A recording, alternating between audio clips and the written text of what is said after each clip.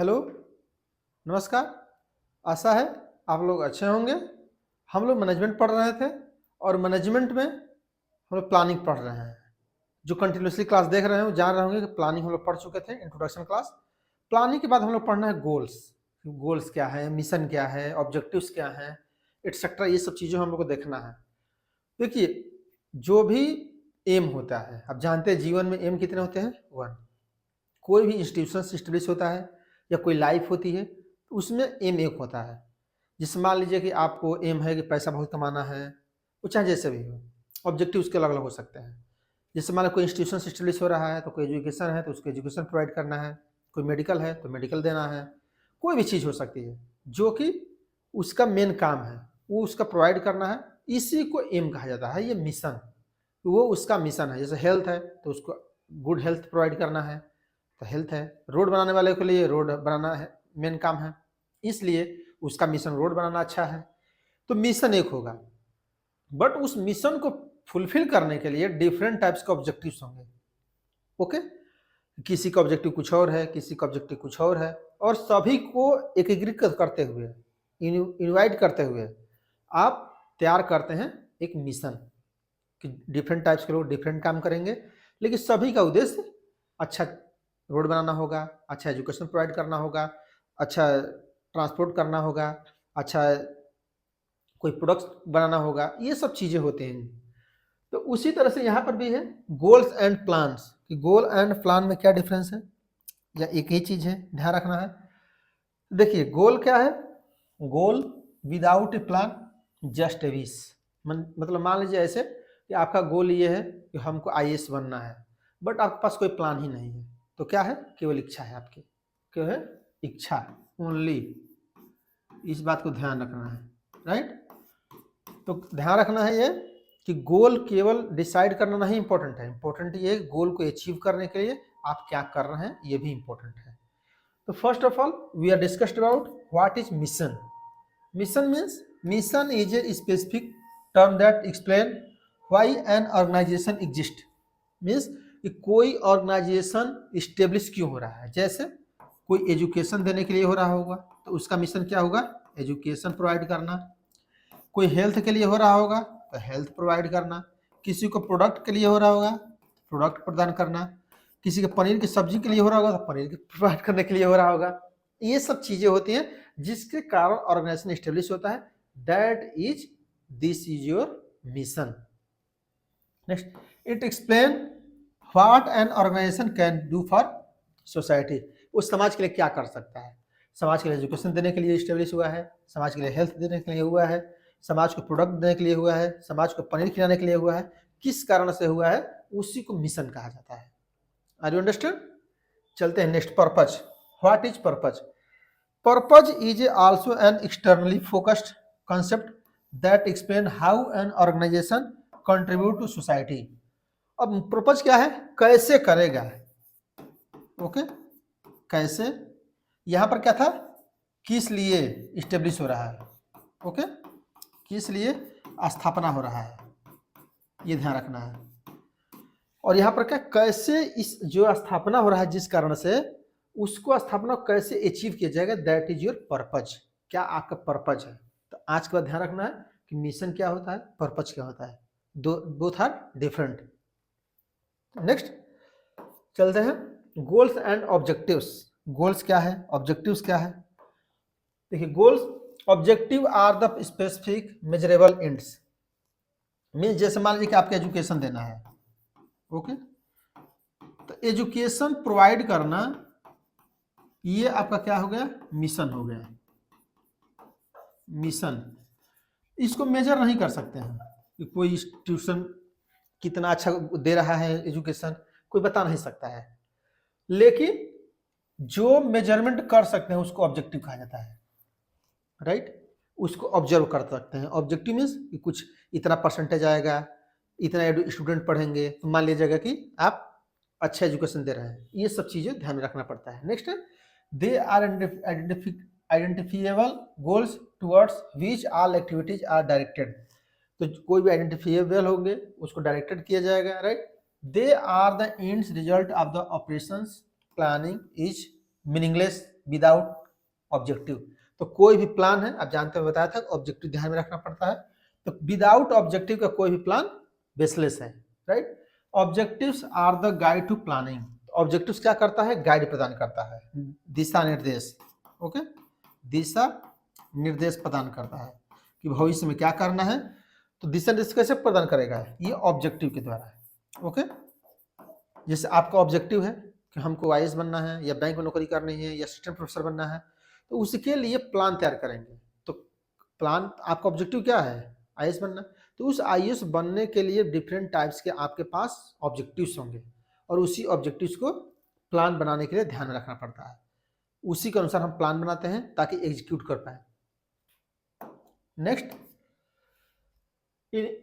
Hierarchy goals objective frames of 3 levels. आप जानते हैं 3 लेवल्स में होंगे।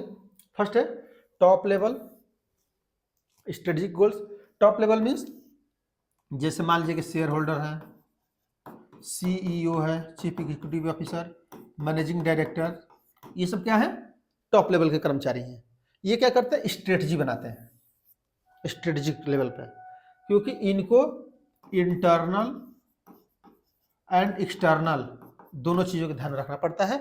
उसी के अनुसार कंपनी की स्ट्रेटजी बनाई थी, रणनीति, कि हमको क्या करना है, क्या नहीं करना है, लोग क्या कर रहे हैं, हम क्या कर रहे हैं, ये सब चीज़ें। मिडिल लेवल टैक्टिकल लेवल, इसको क्या कहते हैं, डिपार्टमेंटल भी कहा जाता है, डिपार्टमेंटल। तो डिपार्टमेंट लेवल पर जैसे मान लीजिए कि प्रोडक्शन है department, sales department, finance department और एचआर डिपार्टमेंट, ये सब क्या है, टैक्टिकल लेवल पर है। तो यहाँ पर प्लान तैयार करना पड़ता है, ऑब्जेक्टिव तैयार करनी पड़ती है।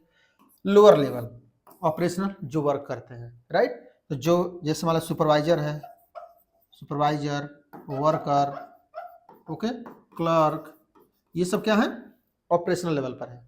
तो इसको भी ध्यान में रखना पड़ता है। तो जैसे सुपरवाइजर आ गए, वर्कर आ गए, क्लर्क आ गए, ये सब क्या है, लोअर लेवल के हैं, राइट। तो ये ध्यान रखना है कि जो भी फ्रेम 3 लेवल्स हैं, तो ये स्ट्रेटजी लेवल टॉप लेवल प्रदान करता है। ये टैक्टिक लेवल कैसे प्रदान किया जाए, टैक्टिकल जैसे अकाउंटिंग है, प्रोडक्शन है, क्वालिटी है, ये सब मिडिल लेवल पे। ऑपरेशनल जो कैसे काम होगा, right. Next, types of plan. देखिए प्लान डिफरेंट टाइप्स के हैं, कुछ बेसिक चीज़ों को हम लोग पढ़ेंगे। तो ये तो फर्स्ट पढ़ ही लिए, राइट, जो आप देखे होंगे इसको तो हम लोग पढ़ ही लिए हैं, जो strategic plan, tactical plan, operation plan. कि जैसे मान लीजिए कि मैनेजिंग डायरेक्टर कौन सा प्लान तैयार करेगा, जो प्रोडक्शन मैनेजर है वो क्या प्लान तैयार करेगा, और जो सुपरवाइजर है या जो वर्कर है उसके पास भी तो कुछ प्लान होगा, कैसे काम करेंगे, कितना स्पीड से काम करेंगे। तो ये अलग अलग प्लान होते हैं कि ये मैनेजिंग डायरेक्टर बताएगा क्या करना है, कितनी क्वालिटी होनी चाहिए, कितनी उसकी कॉस्ट आनी चाहिए, कितने टाइम में प्रिपेयर हो जाना चाहिए, ये सब चीज़ें। और ये उसको असिस्टेंट प्रदान कर रहा होगा कि कोई भी चीज़ है तो किस प्रकार से उसको अचीव किया जाए, और ऑपरेशनल कैसे एक्चुअल में परफॉर्म हो, इस टाइप के लोग classification on the basis of levels के आधार पर किया जाता है, राइट। नेक्स्ट है classification on the basis of use के आधार पर। अब देखिए यूज के आधार पर देखिए प्लानिंग 2 तरीके से होंगी। सिंगल यूज प्लान मीन्स कि आप एक बार बनाइए, वन टाइम, ऐसे समझिए, वन टाइम प्लान भी कहा जाता है इसको। एक बार प्लान बनाएंगे, उसके बाद क्या होगा, जो ही काम पूरा होगा प्लान समाप्त हो जाएगा। That is single use plan, कि एक बार बनाइए, एक बार हो गया खत्म। जैसे फ्रेशर पार्टी है, कोई प्रोग्राम कर रहे हैं घर पर, कुछ वो सब चीज़ें क्या हैं, वो एक बार वाली हैं, एक बार बनाएंगे, काम पूरा होगा, खत्म। उसी प्रकार से जैसे प्रोग्राम है, बताया ना, प्रोग्राम जैसे मान लीजिए घर में कोई फंक्शन है, शादी का ही ले लीजिए फंक्शन में, तो शादी के फंक्शन में एक बार प्रोग्राम बनाएंगे, ये करना है, जो ही शादी बीत जाएगी प्रोग्राम खत्म, अब अगला शादी में अगला प्रोग्राम बनाया जाएगा, राइट। नेक्स्ट है बजट। बजट भी क्या है, एक टाइम का है, एक बार बजट समाप्त हो गया, टाइम समाप्त हो गया, बजट भी खत्म, राइट। स्ट्रेटजीज क्या है, रणनीति, सिचुएशनल प्लान्स। स्ट्रेटजी क्यों है, क्योंकि सिचुएशनल है। स्ट्रेटजी क्या है ना, फील्ड में बनाई जाती है, जब आप रियल में वर्क कर रहे होते हैं, इसलिए सिंगल यूज प्लान है कि रणनीति फील्ड में बनाई जाती है, जहाँ पर वर्क एक्चुअल में हो रहा होता है, और प्लान ऑफिस में, ऐसे समझिए। और ये क्या, सीक्वेंस ऑफ एक्टिविटी, कौन कौन सीक्वेंस है, किसके अनुसार प्रोग्राम कीजिए। प्रोग्राम में क्या देखा जाएगा, सीक्वेंस, पहले ये करेंगे, उसको ये करेंगे, उसको ये करेंगे। तो 2 चीज़ें ध्यान रखना, प्रोग्राम और स्ट्रेटजी।